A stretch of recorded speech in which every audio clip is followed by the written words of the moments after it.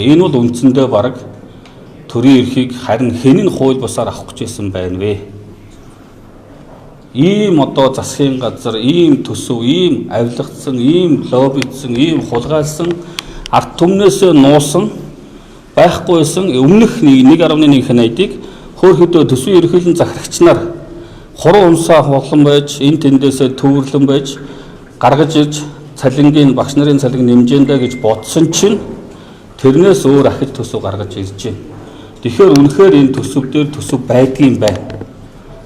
Би одоо ийм мэдгэл хийж байгаадаа бас ард түмнээсээ уучлал хүсмээр байна. Ахмадуудаасаа уучлал хүсмээр байна. Ийм төсөв байдгийн байна. Тэгээ би сая саналаа хэллээ. Та нар хүний өөрийнхөө ичээ. Наад хөрөнгө оруулалтуудаа бол тат. Энэ угаасаа 9 сарын 1-нд өргөн баригдсан төсвийн төсөл дотор орж ирээгүй хөрөнгө оруулалтын ажлууд.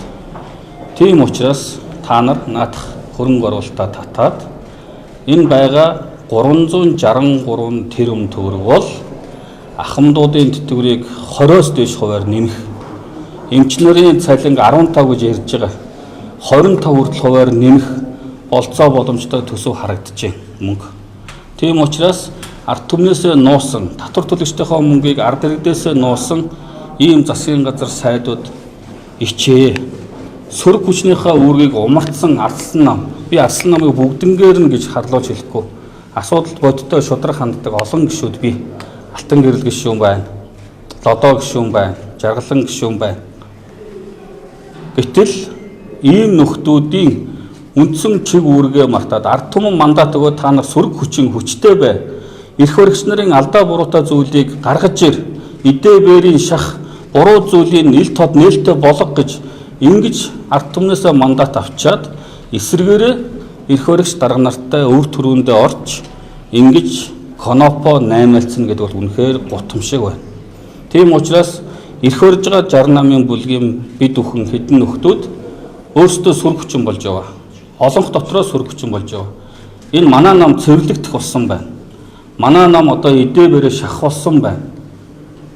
Асал нам ч гэсэн цэвэрлэгдэх ёстой.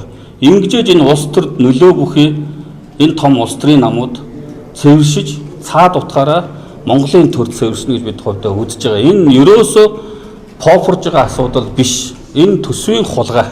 Хуулийн хулгай гэж ярьдаг бол энэ бол төсвийн хулгай. Энэ бол лөөвөр.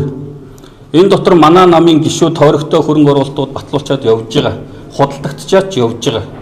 Энэ асуудлуудыг энэ засгийн газрын үеэр энэ асуудлуудыг ингэж ил тод болгож гаргаж ирсэн.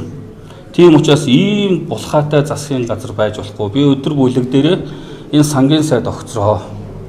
Энэ төсвийн байнгын орооны дарга огцроо. Төсвийн ажлын хэсэг одоо энэ ажлаа хийж чадахгүй болоо. Засгийн газар энэ төсвөө татаа. Энэ мөнгөө хөрөнгө оруулалтаа бүгдийг болоо. Энэ наймаалцсан хөрөнгө оруулалтуудыг бол. Харин ахмадуудын тэтгэвэр эмчнэрийн цалин болгож өг гэдэг ийм зарчмын байр сууриа өглөөж ирсэн одоо ч хэлж байна. Тийм учраас цаашдаа ийм байдлаар энэ төсвийг баталж хизээч болохгүй, төсөв батлахад хугацаа бага байна. Тийм учраас манай Асал намын их эмзэг хандж явах шиг байна.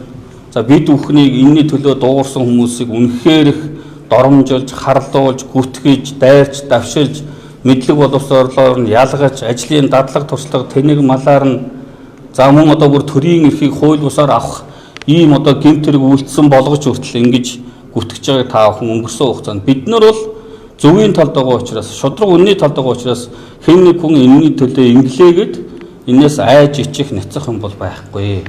Гагцгүй парламентын засаглал маань одоо үнэхээр одоо парламентын засаглалаа алдчих гээд байгаа учраас төрийн эрх барих дээд байгууллага нь их хурл биш болох гээд байгаа учраас цэц болох юм уу, засгийн газар болох юм уу? Ийм асуудлууд үүсгээд байна. Институт хоорондын хяналт тэнцлийн асуудал алдагдах гэж байна. Энэ балансыг хангадаг арслан нам хүн намынхан маань ухаантай байгаа ч одоо сөрөг хүчнийхээ ажлыг шударгаар хийгээч. Энэнд би одоо бүх арслан нам, бүх хүн нам гэж хэлэхгүй, буруудахгүй. Зарим нь гэж байгаа. Асуудалдаа үнэн шударгаар ханддаг улсууд байхыг үгүйсэхгүй. Тийм учраас энэ парламентыг парламент шиг болгож энэ төсвийг ард иргэдэд ээлтэй, хүртээмжтэй, тэгш, шудраг, нээлттэй байдлаар тэрнээс тэр суманд гэдэг юм уу энэ аймагт тийм илүү мөнгө хуваарлцлаа гэж би барьцаж байгаадаа хэлэхгүй. нэг ч гэсэн суманд, нэг ч гэсэн аймагт, нэг ч гэсэн хороонд асуудал шийдэгжээвэл тэр нь сайн хэрэг. Гэхдээ ийм байдлаар, хууль бус байдлаар Конопо наймаалтсан байдлаар асуудалд хандж байгаа нь үнэхээр байж боломгүй асуудал. Ийм асуудал байгаад байгаа учраас өнөөдөр Монгол Ардын намын бүлэг өглөөнөөс хойш 2 удаа бүлгийн хурлыг хойшлуулж байна. Асуудлаа дотроо шийдэж чадахгүй байна. Энийг одоо барьцаалж улсын хурлын дэд даргын асуудлаар барьцааллаа байхгүй. Ийм шудраг ус төсвөө эргэж татах хуулийн хугацаанд дуусчаад байдаг. Хоёрдугаар хэлцүүлгээ хийх үү хийхгүй хуулийн гацаад орчоод байдаг.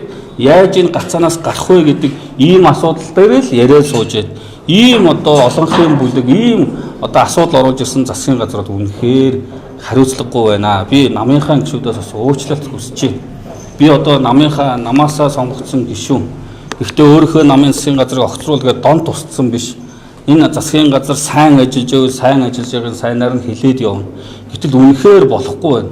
Үнэхээр ажиллаа хийж чадахгүй байгаа олон сайд нар байна. Энэ сайд нартаа л хариуцлагын арга хэмжээг аваач л гэж байна. Ингэснийхээ төлөө одоо би дөхөн бол өнөөдөр үнэхээр газар дор ортол муулж шөмжүүлж байгаа. Гэхдээ би дөхөн энээсээ ухрахгүй, няцахгүй, үнний тал зогсноо гэж сонгогчдоосоо мандат авч орж ирсэн гишүүд учраас би дөхөн тууштай байна л гэдгийг хэлье.